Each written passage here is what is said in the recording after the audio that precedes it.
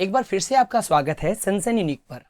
आज हम class 12th history का फर्स्ट चैप्टर ईंटें, मनके तथा अस्थियां जो हड़प्पा सभ्यता पर बेस्ड है, इस पर 1 मार्क्स आधारित सभी प्रश्न को आज हम देखेंगे। फर्स्ट प्रश्न है, हड़प्पा सभ्यता की खोज कब और किसके द्वारा की गई? तो इसका आंसर है हड़प्पा सभ्यता की खोज 1921 और 1922 में दयाराम साहनी द्वारा की गई थी। सबसे पहले खोज दयाराम साहनी ने की थी हड़प्पा नामक स्थान पर, जो वर्तमान समय में पाकिस्तान में पड़ता है, और वहां पर उन्होंने एक मोहर प्राप्त की थी। ठीक ऐसा ही मोहर रखालदास बनर्जी ने प्राप्त किया था मोहनजोदड़ो से 1922 में। सेकंड प्रश्न, हड़प्पा संस्कृति के दो प्रसिद्ध केंद्र कौन से हैं? तो इसका आंसर है हड़प्पा के दो प्रसिद्ध केंद्र हैं हड़प्पा और Mohenjodaro. Question number third, Harappa का कालखंड कब से कब तक माना जाता है? तो इसका उत्तर है 2600 ईसा पूर्व से 1900 ईसा पूर्व तक।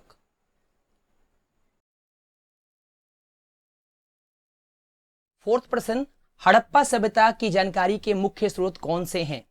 उत्तर है खुदाई से मिले इमारतें, मृदभांड, औजार, आभूषण, मूर्तियां और मोहरे इतिहासकारों के लिए हड़प्पा सभ्यता की जानकारी के मुख्य स्रोत हैं। फिफ्थ प्रश्न, हड़प्पा सभ्यता के मुख्य स्थल बताइए। तो हड़प्पा सभ्यता के मुख्य स्थल है नागेश्वर, बालाकोट, लोथल, कालीबंगन, बनावली, राखीगढ़ी। सिक्स्थ प्रश्न है, हड़प्पा सभ्यता का विस्तार क्षेत्र बताइए। तो हड़प्पा सभ्यता का विस्तार क्षेत्र अफगानिस्तान, जम्मू, बलूचिस्तान, गुजरात, राजस्थान और पश्चिमी उत्तर प्रदेश तक है।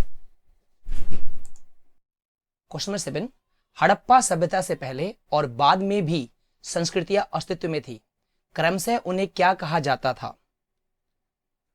तो इनको आरंभिक हड़प्पा तथा परवर्ती हड़प्पा कहा जाता था। क्वेश्चन नंबर 8, सिंधु घाटी सभ्यता को और किस नाम से जाना जाता है? तो इसका उत्तर है हड़प्पा संस्कृति। क्वेश्चन नंबर 9, हड़प्पा पूर्व बस्तियों की क्या विशेषता थी? तो उत्तर है इसका विशिष्ट मृत भांड शैली, यानी अलग किस्म के मिट्टी के बर्तन, कृषि और पशुपालन। Question number 10, sir John Marshall कौन थे? तो उत्तर है सर जॉन मार्शल भारतीय पुरातात्विक सर्वेक्षण विभाग के डायरेक्टर जनरल थे। 1924 में इन्होंने दुनिया को हड़प्पा सभ्यता के बारे में जानकारी दी थी। क्वेश्चन नंबर 11, हड़प्पा लिपि की कोई दो विशेषता बताइए। तो हड़प्पा लिपि की विशेषता यह है कि इसमें लिपियों की संख्या 375 से 400 तक है। इसे दाईं से बाईं ओर लिखा जाता है तथा चित्रात्मक लिपि का प्रयोग होता था। क्वेश्चन नंबर 12, हड़प्पा वासियों द्वारा सिंचाई के लिए किन साधनों का प्रयोग किया जाता था? तो उत्तर है तालाब, कुआं और नहर।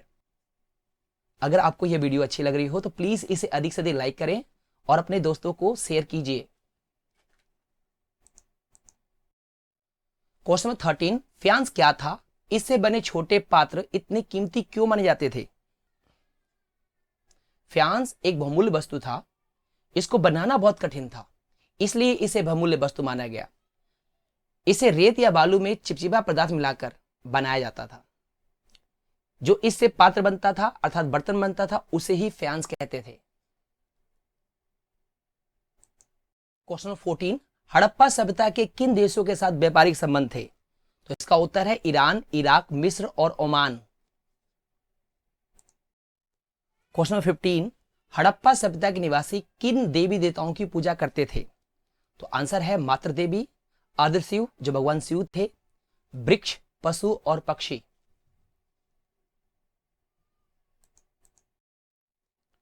क्वेश्चन नंबर 16, हड़प्पा सभ्यता के किस नगर को सिंध का बाग कहा जाता था? तो इसका उत्तर है मोहनजोदड़ो। अगर आप इस चैनल पर नए हैं तो प्लीज चैनल को सब्सक्राइब कर लें ताकि आपको ऐसे ही मीनिंगफुल वीडियोस मिलती रहे। क्वेश्चन नंबर 17, कालीबंगन का क्या अर्थ है? तो इसका उत्तर है काले रंग की चूड़ियां। क्वेश्चन नंबर 18, मोहनजोदड़ो का क्या अर्थ है? तो इसका उत्तर है मृतकों का टीला। क्वेश्चन नंबर 19, हड़प्पा सभ्यता किस युग की सभ्यता थी? तो इसका उत्तर है कांस्य युग की। क्वेश्चन नंबर 20, हड़प्पा वासियों ने सर्वप्रथम किस धातु का प्रयोग करना आरंभ किया? तो इसका उत्तर है तांबा। क्वेश्चन नंबर 21, वर्तमान में मोहनजोदड़ो कहां स्थित है? तो उत्तर है सिंध, जो कि पाकिस्तान में अब पड़ता है। क्वेश्चन नंबर 22, हड़प्पा और मोहनजोदड़ो की खुदाई सर्वप्रथम किसकी अगुवाई में हुई थी? तो उत्तर है सर जॉन मार्शल। अगर ये वीडियो आपको अच्छी लग रही हो तो प्लीज इस चैनल के बारे में अपने दोस्तों को जरूर बताएं। क्वेश्चन नंबर 23, हड़प्पा के किस स्थल पर मिट्टी के हल्के चिन्ह मिले? तो इसका उत्तर है चोलिस्तान और बनावली। क्वेश्चन नंबर 24, हड़प्पा सभ्यता में पवित्र पशु कौन सा था? तो इसका उत्तर है कुबड़ वाला बैल और एक श्रृंगा पशु। क्वेश्चन नंबर 25, सिंधु घाटी सभ्यता में तराजू कहां से पाया गया? तो इसका उत्तर है लोथल।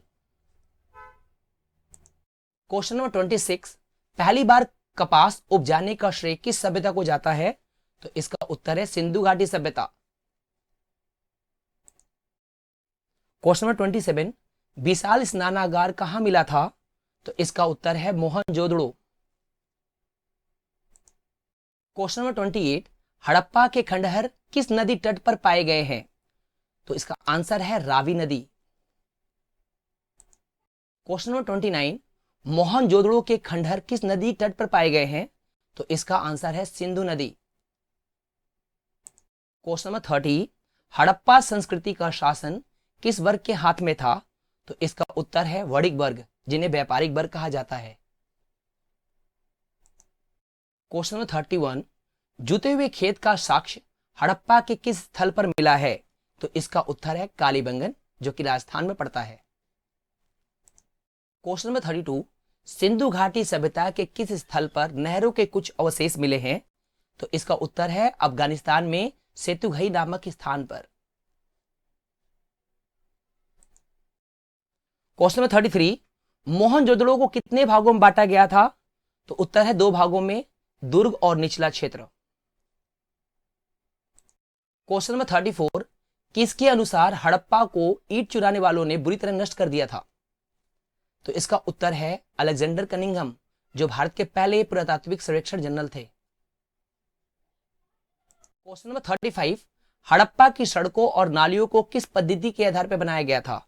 तो इसका उत्तर है ग्रिड पद्धति के आधार पर बनाया गया था, जो एक दूसरे को समकोण पर काटती थी। क्वेश्चन नंबर 36, विद्वानों के अनुसार मोहनजोदड़ो में कुओं की कुल संख्या कितनी थी? तो इसका उत्तर है 700। प्लीज इस वीडियो को लाइक शेयर करते रहिए। क्वेश्चन नंबर 37, हड़प्पा की ईंटों का वर्णन कीजिए। तो इन ईंटों को धूप में व भट्टी में पकाया जाता था। इसकी लंबाई, चौड़ाई और ऊंचाई क्रमशः 4 गुनी और 2 गुनी थी, और पूरे क्षेत्र में जो ईंटें पाई गई उन सब का आकार, लंबाई, चौड़ाई एक समान थी। क्वेश्चन नंबर 38, सिंधु घाटी की नालियों के बारे में किसने लिखा? निश्चित रूप से यह अब तक की खोजी गई सर्वथा संपूर्ण प्राचीन प्रणाली है। तो यह बात लिखी थी मैके ने। क्वेश्चन नंबर 39, हड़प्पा की समाजी विविधताओं का अवलोकन किन आधारों पर किया जाता था? तो उसका उत्तर है शवाधान, अर्थात जहां पे शवों को दफनाते थे, और विलासिता की वस्तुएं। क्वेश्चन नंबर 40, शिल्प उत्पादन के लिए सिंधु घाटी का कौन सा क्षेत्र प्रसिद्ध था? तो इसका उत्तर है चहुंदड़ो। क्वेश्चन नंबर 41, शिल्प उत्पादन कार्य की पहचान करने के लिए सबसे अच्छा साधन कौन सा है? तो उत्तर है कूड़ा करकट। क्वेश्चन नंबर 42, हड़प्पा वासी शिल्प उत्पादन के लिए शंख कहां से प्राप्त करते थे? तो इसका उत्तर है नागेश्वर और बालाकोट। क्वेश्चन नंबर 43, अत्यंत कीमती माने जाने वाले नीले रंग के पत्थर लाजवर्द मणि कहां पाया जाता था? तो इसका उत्तर है अफगानिस्तान में शर्तघई नामक स्थान पर। क्वेश्चन नंबर 44, राजस्थान के क्षेत्रीय अंचल और दक्षिण भारत में कौन सा कच्चा माल प्राप्त किया जाता था? तो राजस्थान में तांबा और दक्षिण भारत में सोना प्राप्त होता था। क्वेश्चन नंबर 45, शेलखड़ी पत्थर का स्रोत कहां था? तो इसका उत्तर है राजस्थान। क्वेश्चन नंबर 46, गणेश्वर जोधपुरा संस्कृति क्या है? तो राजस्थान के खेतरी नामक स्थल पर अलग किस्म के मृदभान पाए गए जो हड़प्पाई मृदभान से बिल्कुल अलग थे। इसी कारण इतिहासकारों ने इस क्षेत्र को गणेश्वर जोधपुरा संस्कृति नाम दिया। क्वेश्चन नंबर 47, किस देश से तांबा मंगाया जाता था? तो इसका उत्तर है ओमान। क्वेश्चन नंबर 48, तुम्हारा पक्षी हाजा पक्षी हो, इसमें हाजा पक्षी कौन है? तो इसमें हाजा पक्षी मोर है। क्वेश्चन नंबर 49, मेसोपोटामिया के लेक मेलुहा को किसका देश कहते हैं? उत्तर है नाविकों का देश, क्योंकि मोहरों पर जहाजों और नावों के चित्र पाए गए हैं। क्वेश्चन नंबर 50, मोहरे और मुद्रांकन का प्रयोग किस उद्देश्य के लिए होता था? तो इसका उत्तर है मोहरे और मुद्रांकन का प्रयोग लंबी दूरी के संपर्कों को सुविधाजनक बनाने के लिए होता था। प्लीज इस वीडियो को अधिक से अधिक अपने दोस्तों को शेयर कीजिए। क्वेश्चन नंबर 51, बाट समानते किस पत्थर के बनाए जाते थे? तो इसका अर्थ है चट नामक पत्थर से। क्वेश्चन नंबर 52, भारतीय पुरातत्व का जनक किसे कहा जाता है? तो इसका उत्तर है Alexander Cunningham. Question number 53, the story of Indian archaeology के लेखक कौन है? तो इसका उत्तर है S N. Rao. Question number 54, R E M. Wheeler कौन थे? तो आर.ई.एम. व्हीलर 1944 में भारतीय पुरातात्विक सर्वेक्षण के डायरेक्टर जनरल बने। उन्होंने टीलों का अधिक अनुसरण किया। क्वेश्चन नंबर 55, ऋग्वेद में पुर शब्द का उल्लेख है, इसका क्या अर्थ है? तो इसका उत्तर है पुर का अर्थ है प्राचीर, किला या गढ़। क्वेश्चन नंबर 56, हड़प्पा सभ्यता के पतन का मुख्य कारण क्या था? तो इसका उत्तर है जलवायु परिवर्तन, लगातार अकाल पड़ना, प्राकृतिक आपदाएं, नदियों का रास्ता बदल लेना आदि। अगर आपको यह वीडियो अच्छी लगी हो तो प्लीज लाइक करें। धन्यवाद।